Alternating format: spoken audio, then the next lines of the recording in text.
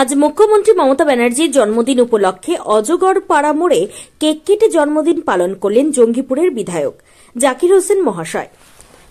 জঙ্গিপুরের বিধায়ক জাকির হোসেন মহাশয়ের উদ্যোগে ও গৌতম ঘোষের নেতৃত্বে 1700 হেলমেট বিতরণ করা হয় রাস্তার ধারে।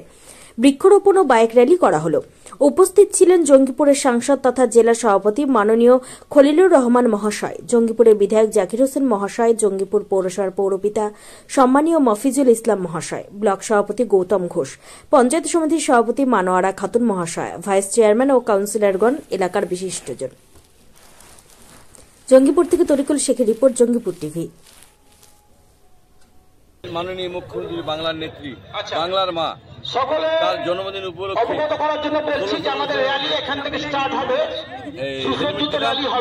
এবং আমাদের মাননীয় এবং এবং চেয়ারম্যান সকলকে আমরা চাইব আগামী দিনে মাননীয় মুখ্যমন্ত্রী এবং বাংলার মানুষের জন্য আমরা কাজ করব। আমরা চাইব সকলকে চলার চেষ্টা করব। আমরা চাই সকল মিলে প্রোগ্রাম করুক এবং এই যে আপনারা জানেন অনেক মানুষ অ্যাক্সিডেন্ট হয়ে মারা যাচ্ছে,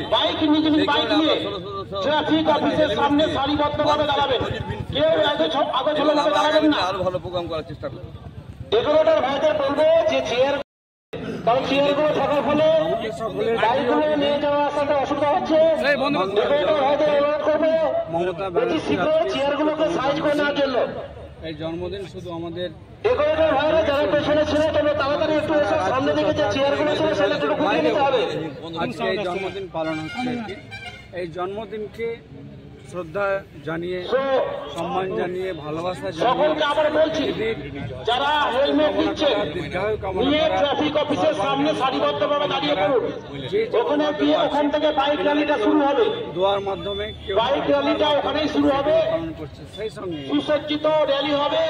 আজকে বাংলার অগ্নিকন্যা তথা বাংলার মাননীয় মুখ্যমন্ত্রী মমতা বন্দ্যোপাধ্যায়ের ৭০তম জন্মদিন, সেই উপলক্ষে আজকে যে হেলমেট প্রদান এবং অনুষ্ঠান আমরা মাননীয় বিধায়ক জাকির হোসেন সাহেবের উদ্যোগে এবং মাননীয় ব্লক সভাপতি গৌতম ঘোষের নেতৃত্বে করা হয়েছিল।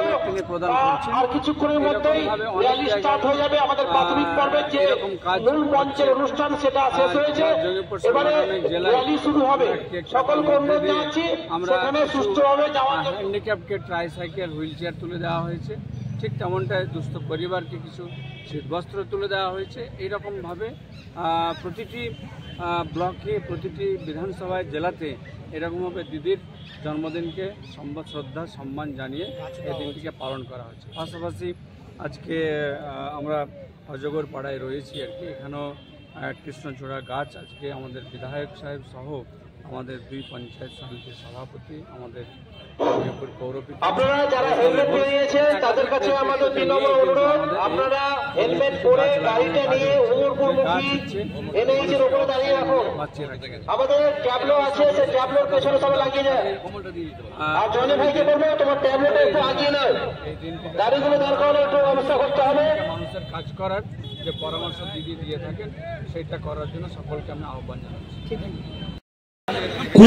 20 জনকে পেছন দিকে একটু চেয়ার গুলোকে সরিয়ে নেওয়ার জন্য বলবো। আর এগুলো জেনে নিতে বলে দাদা একটু আপনি বসুন 2 মিনিট। হ্যাঁ হ্যাঁ, না না বার করবে। বলছি 20 যাদের হাতে স্লিপ আছে আপনারা আসুন। ও লিস্টে নাম আছে, যাদের লিস্টে নাম আছে তারাই আসবে ওই স্টেজে।